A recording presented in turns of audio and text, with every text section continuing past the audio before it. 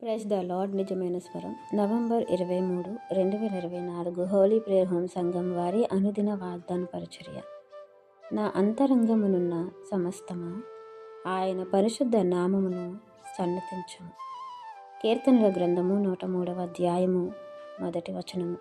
ప్రియమైన దేవుని వారలారా, దావీదు గారు తనలో తాను దేవుడు తనకిచ్చిన దేహమును, ఆ దేహములో ఉన్న సమస్తముతోనూ తన ప్రాణంతోనూ చెప్పుకుంటున్నాడు, నా ప్రాణమా యెహోవాను సన్నతించము. నా అంతరంగంలో ఉన్న సమస్తమా ఆయన పరిశుద్ధ నామమును సన్నతించము. ఎందుకంటే ఆయన మనకి అనేకమైన కార్యములు చేశారు. ఆయన మనలను దోషముల నుండి క్షమించి విడిపించారు. మన సంకటములను కుదిర్చారు. మన పరిస్థితిని మార్చారు. మన స్థితిగతులను మార్చారు. ఎందుకు పనికిరాని మనల్ని దేవుని పిల్లలుగా ఒక చక్కటి అద్భుతమైన ఉన్నతమైన పిలుపునిచ్చారు. దేవుడు మన కోసం ఏం చేయలేదని మనం దేవుణ్ణి నిర్లక్ష్య పెడతాము. దేవుడు మన కోసం ఏది ఇవ్వలేదని మనం దేవుని నామాన్ని నిర్లక్ష్య పెడతాము.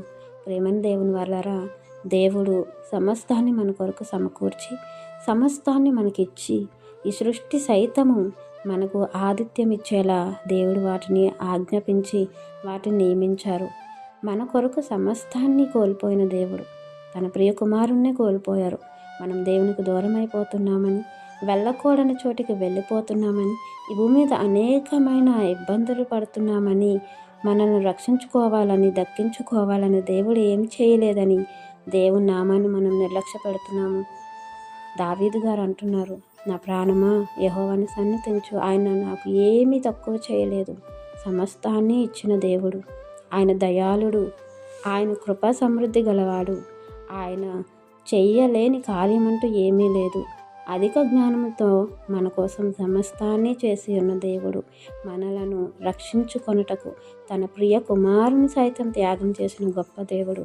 6 దినాలు మన కొరకు కష్టపడి పనిచేసి సృష్టినంతటిని చేసిన దేవుడు.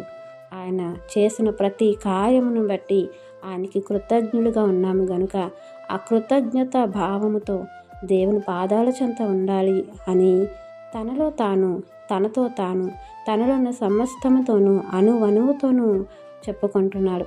మనము ఇతరులతో మాట్లాడతాం కదా, దేవుని కొరకు ఇది చేయాలి, అది చేయాలి, అలా బ్రతకాలి, ఇలా బ్రతకాలి అని మొట్టమొదటిగా మనలో మనం చెప్పుకోవాలి.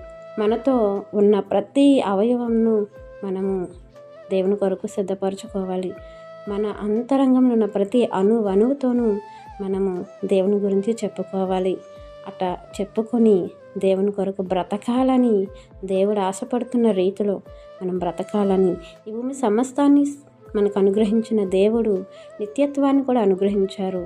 ఇక్కడ దేవుడితో సహవాసం చేస్తే అక్కడ ఆయన దగ్గర ఉండే అదృష్టాన్ని మనం పొందుకుంటాం. కాబట్టి ఈ వాగ్దానం మనందరి జీవితంలో దేవుడు ఫలింప చేయాలని ఆశపడుతున్న వారు దైవజనులు బ్రదర్ పి. నెహెమ్యా గారు. God bless you. ఆమేన్.